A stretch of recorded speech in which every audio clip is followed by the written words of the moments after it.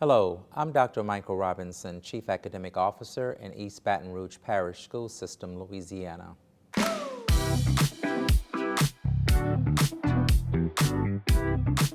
Just a reminder that Dreambox and Achieve 3000 are required. At a minimum, you should be doing 5 lessons per week for Dreambox, and at a minimum, 3 articles a week for Achieve. These are requirements, and I know that a lot goes on, but we really need schools to implement this with fidelity. And when you see it being done with fidelity, I promise you, you're going to see the fruits of your labor. Thank you so much for working with us on that. As we get closer to testing, we must continue to teach, and teachers, school leaders, we want to continue to focus on the types and levels of questions, the types and levels of tasks, the level of engagement, and accountable talk. School leaders, please ensure that you're doing your walkthroughs and monitoring instruction. As we look at teaching and learning, we are counting on you, and we need you to continue to please visit classrooms and to look and see the great things that are happening in your building so we can continue to work with you and improve upon the things that we need to. Teachers and school leaders, please ensure that you're also conducting collaborative planning sessions using data and examining student work, and also looking at the lesson plans that have been provided by DOA. Teachers are not to do additional lesson plans. They should be using the ones that have been sent by DOA, but they do need to annotate those plans so that they can make those plans adaptable for the students that they teach in their classrooms. Hello from the Division of Academics, Office of Teacher Effectiveness. Mentor teachers, please check the Google Classroom. I have linked 2 videos for social studies and math. Please use these to work with your mentees around the annotation of lesson plans.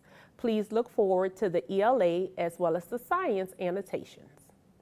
Per Dr. Robinson's request, teachers should not be submitting different lesson plans. They should use the lesson plans from the WAG and annotate them to fit the needs of their students. This is a reminder that all lesson plans, as teachers are annotating them, please pay attention to the questioning, please.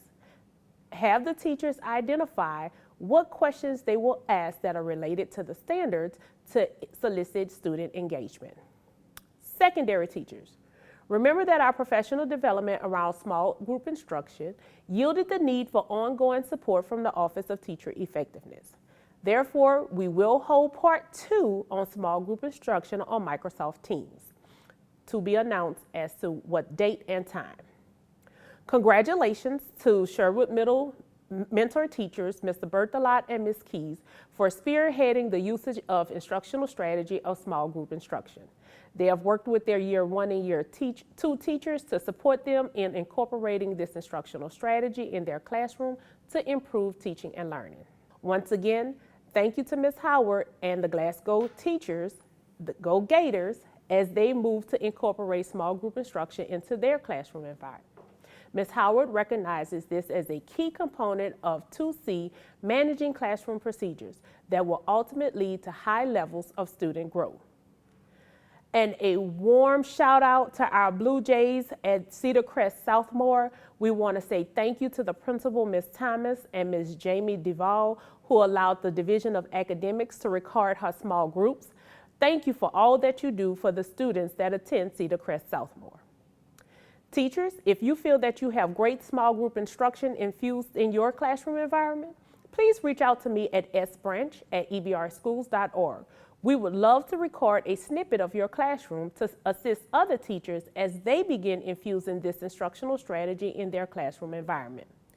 Just a reminder that on January 30th at 4:00 p.m., we will host our teacher office hours. Hope to see you there. Have a great week. Greetings from the Social Studies Content Team. We would like to call your attention this week to a few reminders and some updates. The reminders are Social Studies instruction for grades K through 2 is required for 30 minutes daily. This schedule is not optional. The district lesson plans both support this schedule as well as a professional learning video that focuses on using the 30-minute blended model for kindergarten, first, and second grade. If you need additional support, please go to our website and visit the professional learning videos for an in-depth look at how to apply this. District unit assessments have been available since August of 2022. If your class, teachers, or school leaders, if your school has not completed these assessments, please connect with the social studies content team. We would like to discuss your data and provide support. If you have taken the assessments and would like to look at your data and submit an instructional request support form, we are happy to schedule time to come out and meet to determine what are next steps. The following are our updates. The content team is developing comprehensive exams for grades 3 through 8 and the United States History course. The intent is to provide instructors and schools with data to inform practices for the tested content and topics. These assessments will be available by the end of February and will be mandatory for all learners in grades 3 through 8 and taking the U.S. History course in high school. Hopefully, you were able to attend one of our informational sessions in the last 2 weeks where we discussed the revised social studies standards. If you couldn't attend, don't worry. We will conduct a brief video recording and post it to our website by the end of this month. Please take time to view the content, determine if you have any questions, and connect with us directly. The dates for professional learning around the standards are forthcoming. Please monitor our site for this information, and we will post session availability in Frontline. Our instructional strategy last week looked at the 4 corners activity. This week, we would like to emphasize writing. The activity 4 corners, once students are back in their seat, can allow for an opportunity to wrap up by determining what their claim was, citing evidence, and providing their reasoning. This can serve as an exit ticket, a transition to the next phase of learning, or just an opportunity for students to stop and jot. The social studies classroom offers multiple opportunities for learners to write. This can begin the day with quick writes as bell ringers, discussion stems that transition to writing tasks, and if you're using the DBQ project online as found in Clever, you will see that students have to analyze various sources, then address it by establishing a claim, citing evidence from those sources, and making the connections by reasoning. Writing opportunities must be thoughtful and deliberate, connecting the craft of writing with the task of sourcing and citing evidence. Teachers, we strongly recommend that you write as your learners write to both model the process and the productive struggle that can be involved in writing.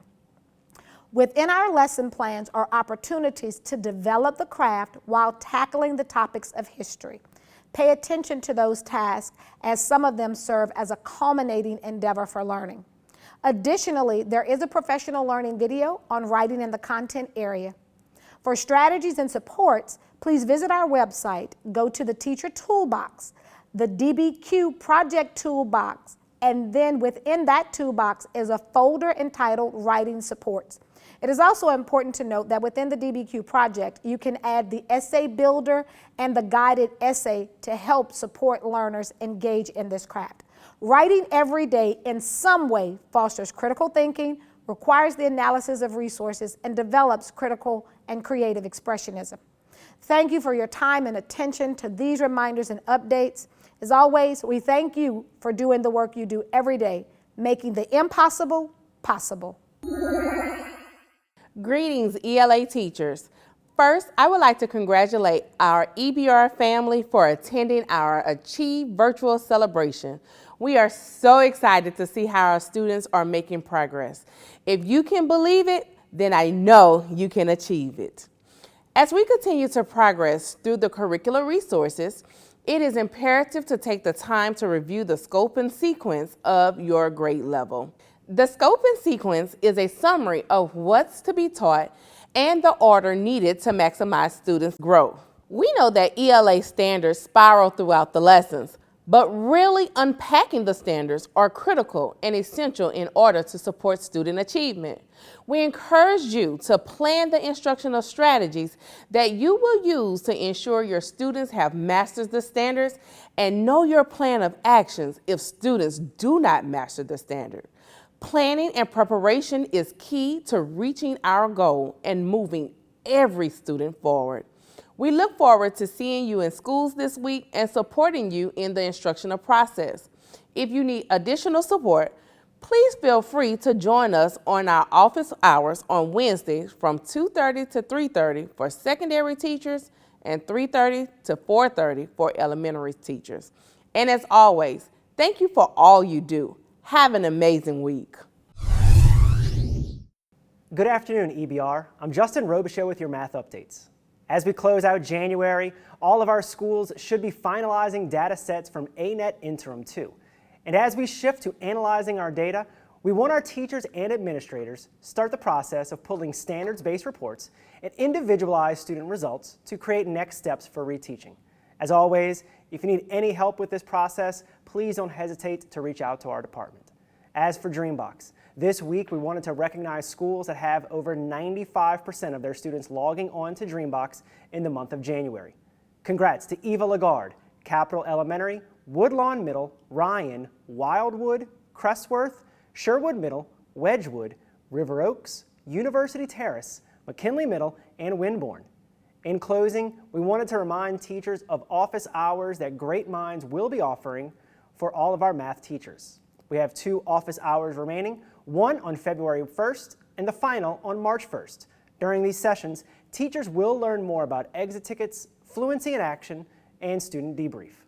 All of these sessions are virtual and can be found on Frontline. As always, thanks for everything you do to make EBR a great place to learn and work. Have a great day. Hello, I'm Joffrion, Director of Fine Arts. We are excited about what's coming up next week and a few weeks from now. So from now until the midway point of February, we would like all teachers to focus on what they will be doing for Arts in Schools Month, which will be the month of March. Last week, we had an opportunity to have a few calls with teachers, virtual meetings, to talk about what's needed for this event. If you are unsure of this, please reach out to your arts specialist and they'll be happy to help. Any information concerning any events for March for Arts in Schools Month, please reach out to our office. Thank you. Greetings from the East Baton Rouge Parish Schools Science Department. This week in science, the science comprehensive assessments have been released for all tested subjects. Please be sure to administer to your 3rd through 8th and biology students. These tests must be given within the first week of February so that we can accurately determine where our students are and what supports need to be put in place. They can be found on the assessment tab of the science website, or you can go directly to bit.ly/Sci Mid-Year Assessment. That's Sci Mid-Year Assess, all lowercase. This week's Science Teacher of the Week is Ms. Catrice Antoine from Estruma High School. She has done a great job with assuring that her department has the things that they need and works tirelessly to pursue academic excellence at her school site while assisting teachers at other school sites. Ms. Antoine, thank you for all that you do. Have a great week, and thank you for all that you do for the students of East Baton Rouge Parish Schools.